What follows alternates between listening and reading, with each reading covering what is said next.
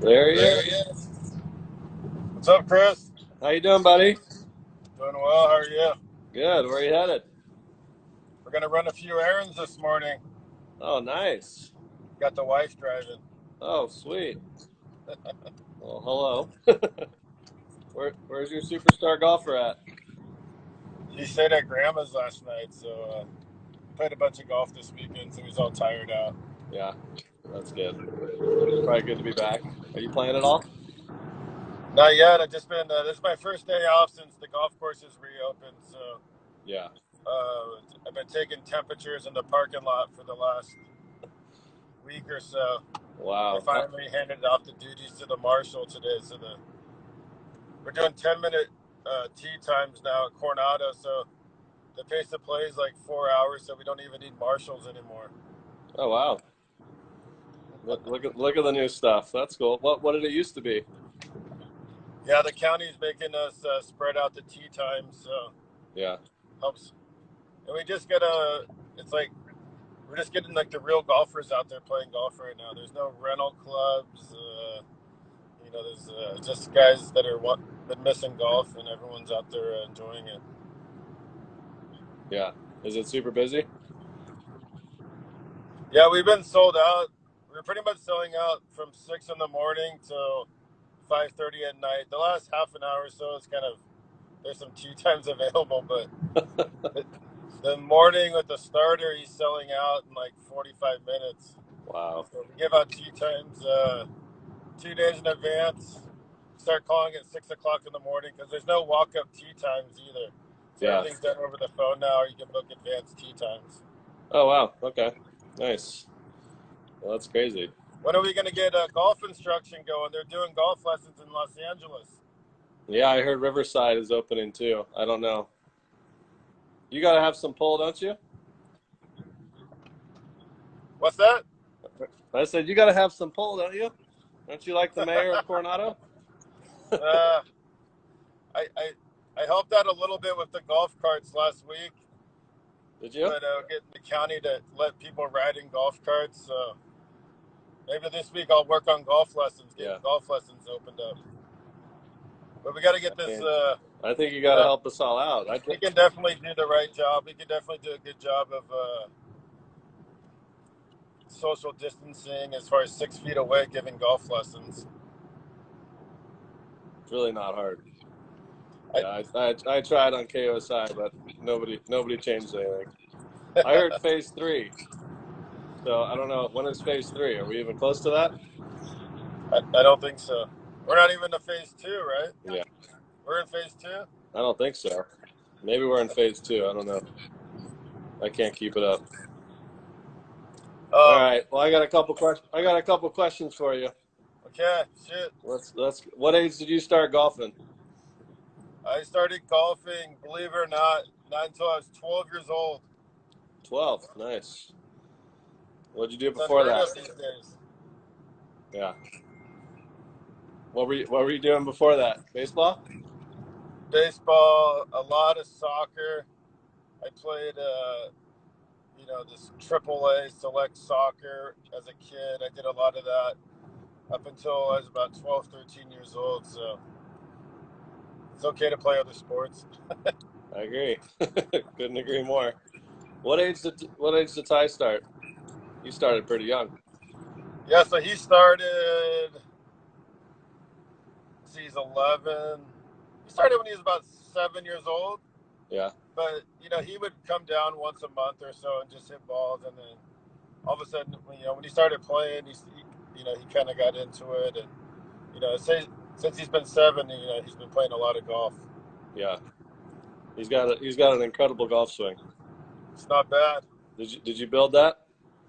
Not really. I just let him play. I just kind of point him in the right direction. I think he's a visual learner. Everyone's different, right? So Yeah. obviously, more than most, but I think he's the kind of kid you can kind of look at something and pick it up, Yeah. right away, and then from there it's just putting in the time and effort, So Yeah. and he does a good job at that. So That's awesome. he plays basketball and he plays you know, he plays a little bit of soccer and, you know, rides bikes. I mean, he does, you know, he's not just golf every single day. That's fantastic. Yeah, that's been a good trend on these videos I've done lately. Is everybody I've talked to played baseball up until I think everybody I've talked to started kind of late, except for Bill and Wu. Like everybody started between like 12 and 15. Yeah. You're probably on the young side even. You grew up in San Diego? I did. I grew up in San Diego. Yeah, I grew up mostly in Coronado. So I graduated Coronado High School in 1991. Back when people graduated high school. Right. Back in the day. Back when they had graduations. Yeah, it's crazy. Not good. What? So you played junior golf? Played tournaments? Yeah, so I kind of got into golf. You know, like I said, when I was 12, played San Diego Junior Golf back when, back in the good old days of San Diego Junior Golf. It was pretty cool back then. You know, it was $2 to join. You know, play tournaments. You got a hot dog and a Coke. Yeah. And then, you know, the best thing is, getting to play all the golf courses, getting to play tournaments. But I mean, there's still people that I'm friends with today that I met when I was 12, 13 years old. And, I mean, you know, it's not just playing golf and competing, but it's friends for a lifetime. Yeah. Who was in your era? Who did you grow up playing with? So let's see, a little bit like 3, 4 years older was like Harry Rudolph, Phil Mickelson, Manny Zerman, Hall of Fame junior golfers. Then a year ahead of me was Todd Dempsey, so he won the NCAA championship. Then my age was me and Chris Riley. And then just a little bit behind us was, Bill Lundy, Charlie Hoffman, Pat Perez. There's this hotshot kid from Rancho Bernardo, Poway's Chris Smeal guy. So I don't know if I was the hotshot. But I mean, this has always been the hotbed of golf down here in San Diego. I mean, every few years there's big time players coming out of here. Yeah. So. Yeah, I asked Lisa Nuno, why do you think that is? Just because the golf's so good and the people around here are so great? Year round. But I think everyone has role models from, the people, the guys older than them, because it just keeps perpetuating itself. Yeah. But, and it just keeps getting better. I mean, we got, Xander, Norman, all these guys that are just up and coming. I mean, obviously Xander's the real deal. He's going to win a major here pretty soon. But, we just keep putting out more and more golfers. I mean, hell, Phil Mickelson's going to be 50 years old here pretty soon. Yeah. Crazy. He's fun to watch. Yep. So after junior golf, did you dominate in junior golf? I did pretty well, won CIF my senior year. Nice. Played a lot of junior golf. Won my fair amount of tournaments, and was fortunate enough to play in college, and I played professional for a while. But yeah, my junior golf career, I kind of starting at 12, I wasn't the best. I wasn't, so 12, 13, 14, I was still kind of learning the game and trying to improve, which I think is a good thing. It's sometimes when you're the best early on, it doesn't always turn out that way. So, I always was, working hard and trying to improve. And even by the time I was 16,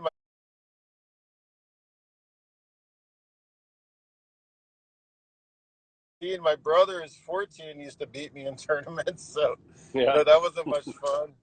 And then, I don't know, my junior year, everything got better. I won an AJGA tournament at the end of my junior year. And then, had a great senior year. And, it was, it's a game of a lifetime. You just got to keep working hard at it. Yeah. What was your practice like as a kid when you were a teenager? You know, I still played other sports in high school too. So I played until my senior year. I played soccer and football, which Yeah. I don't think anyone does that anymore. So, Right. but after my junior year, winning an AJGA tournament, and then my senior year, I decided I probably shouldn't play football because I was playing pretty much every down, and we're at Coronado. We're not really known for football. I was bound to break a leg eventually. So, but I there was, I was just at the golf course. As soon as we're done with school, spending a ton of time on the weekends. I used to practice a lot.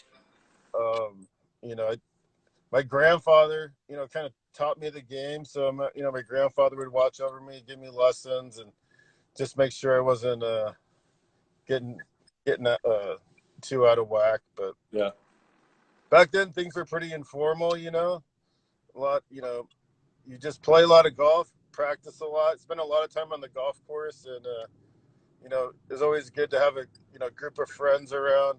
I think it always helped that there was always some guys that I grew up with that were just a little bit older than me that I played with, a couple years older. So you're always trying to be as good as them or beat them. It definitely helps when Yeah. you have someone a couple years older to push you on. So I think that's really important too. That's an important aspect of just trying to get better and improving. So I think that always helped me. Yeah. So did you have much coaching? I think I met you when I was what, 17 or 18 probably? Yeah. So, early on, I didn't have a lot of coaching. I just played a lot of golf and, put the time in. As I got into college, I kind of thought that I needed more help, but maybe I didn't.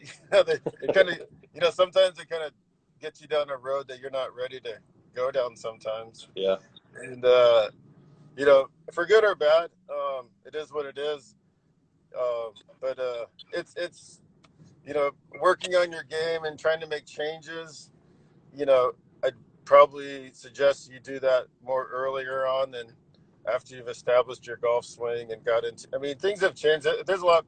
Wasn't really a lot of research out there. There wasn't a lot of. Yeah. Everything's more. I mean, the instruction's way better now. There's way better data. There's way better equipment and things to look at that can improve your game. I mean, obviously, TrackMan wasn't around. I mean, nowadays you know how far the ball goes. I think a lot of the instruction in general, path and face. I mean, guys were just making stuff up 20 30 years ago, unfortunately. But yeah, I think golf's in a good place. There's good metrics, there's good numbers, people are in great shape. I mean, it's the game's a lot different than it was when I was growing up playing junior golf and college golf. Yeah. How did you get recruited? Well, I guess I think I was on the radar a little bit, but when I won the big national event when I was I guess I was 17. Yeah. So I won like I said, an AJGA event. I mean, once that happened, I mean, it was a lot of doors starting to open. And I'll give all these kids some advice because I wasn't the greatest student, and that really even way back then, you still need to have great grades if you want to get into schools. To kind of, I had to end up kind of going to a school that I could get into, other than because I could have went to a lot of other great schools, but Yeah. I didn't quite have the grades. So it's so important now. I mean, it's so competitive out there just to get into colleges, as we all know. But the grades are the big thing. It's one thing I'm trying to stress with my son right now. So, but it's just as important as a factor if you're trying to get recruited by these schools, Yeah. Yeah. So then you played college golf. How'd you do in college? I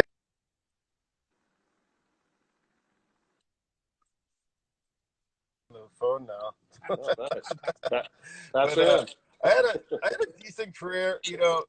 Um, I didn't achieve as much as I thought I would, but I got to understand how to travel, how to try to manage your time. That's a big deal of playing college golf. I mean, it's a huge deal now. Yeah. It's so strenuous, but I think the schedules are about the same, but the schoolwork and keeping up, and obviously back then we didn't have online classes and stuff like that we could keep up with. So it was probably harder back then, really trying to coordinate everything and just with travel in general. But I actually transferred after my second year and then played at Fresno State. I had a lot of fun there. It was a good group of guys. I played a lot better there. It was just a great environment, and same thing. Still have friends from college golf that some of my best friends, and that's the big thing. It's like we're all competing, but these guys that you meet. I mean, you're going to be friends with these guys your entire life. So Yeah. There's a lot of different aspects to the game. Now looking back, being 47, it's cool to still have friends that I go back to when I was like 12 years old, playing golf. Yeah, you don't really get that from not a lot of other sports or any other activities, no. really. Yeah, exactly. Yeah, you're hooked when the golf start. So then when did you turn pro? Right after college? Yeah, right after college, I just jumped right into it. And, back in those days, same kind of thing. I mean, there wasn't like these days where everyone has agents and you're getting into all these events. I went to Q school early on.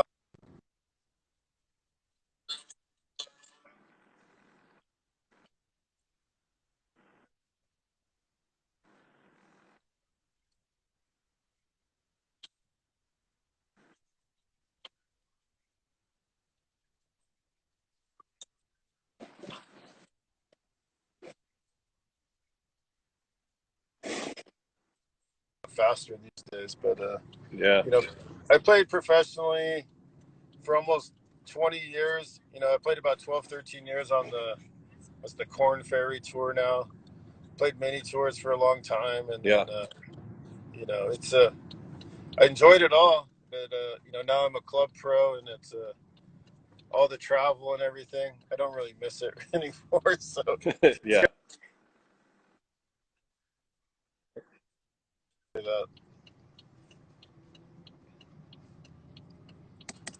Yeah, it looks fun.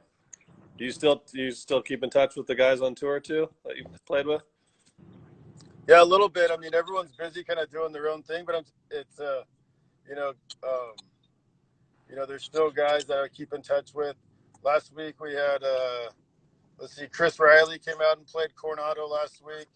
He's one of those guys that like I said, that I grew up with and known since I was 12 years old. He came out and played Coronado. Nice. It's cool to see. Charlie Hoffman will stop by every once in a while. It's always nice to have Phil Mickelson come down. We're very fortunate that he likes to come down every now and again. Some buddies that are still playing. I still get to play in a couple events a year, so it's kind of nice to see people. And but it's a. How many majors have you played in?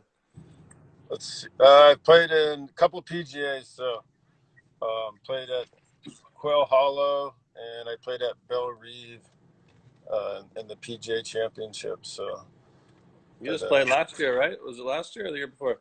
The year before, yeah. So I played the 2017, 2018. So it looks like the Club Pro Championship's going to be on for late July. We're trying to get that going. I'm on the tournament committee for the PGA of America, so nice. We're trying to get that going. It looks like it's going to happen. So where's that supposed to be? Austin, Texas. So they rescheduled for late July, and then the PGA will just be like a week or two after that. So kind of a quick turnaround. Nice. We'll get it done. How's your game? It's not bad. I've been hitting balls in the backyard. We did go out to Scottsdale for. We went out to Scottsdale for a week about 3 weeks ago. So me and Ty could play golf. Everything was kind of the same out in Arizona, but you could play golf at the time. Yeah. You can still play golf out there, but it's kind of like you could play golf. Yeah. Oh, that's awesome. So what's your best game? What's your other my game? Yeah. I only played 9 holes at Red Hawk maybe 2 weeks ago when Riverside County opened up. Yeah. I played fine. I mean, I'm still playing pretty good. Keep it around par if I chip in's not too bad. Other than that, it's good. I played in a big tournament right before this ended. I played out in Arizona for a member guest with Joey Lucidi, if you Oh, remember nice. him.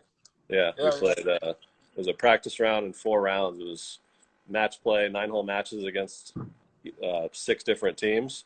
Super Cool. fun format. Really, really cool. So I had it good. It was fun. But Nice. yeah, what's your last bit of advice for these junior golfers out there?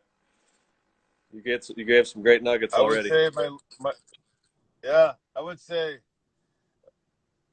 know your game, trust your instincts. I think you should spend time on the golf course, learning your yardages, and make sure when you do practice more like you're on the golf course. So going through your routine, picking targets, switching targets, putting pressure on yourself. I mean, these are all the things that, I think, making sure that you're using your time wisely when you practice. Because, with school and everything now, I mean, you have to be really efficient with your time. Yeah. But I think that's super important. But just making the most of your practice, making it more game-like. Somehow golf is the only game that we play on one field and we practice on one field and play on another field. So I think it's important that you try to make your practice, just like you're on the golf course. Put pressure on yourself, and when you're practicing, and then so it transfers over to the golf course. I mean, that'd be the best, because as a kid and as a pro, I hit a lot of balls with, just trying to work on swing thoughts and stuff, and that doesn't that great to the golf course, unless you have a lot of time to put in. Oh, that's awesome. That was good, buddy. I appreciate it. No problem. I don't think I have any other questions, so I'll Now let you guys get back to your errand running. We got all the way to the top of almost the Mount Soledad. My wife's dropping off some paperwork. She's trying to keep working from home and making little drop-offs, but we're back. That's pretty up there. Sweet. Well, cool. Thanks for having me, Chris. Awesome, man. Yeah, I'll see you soon. Okay, we'll see you soon after all this is over. See ya. Yeah, for sure. Take care, bud. Okay. Bye.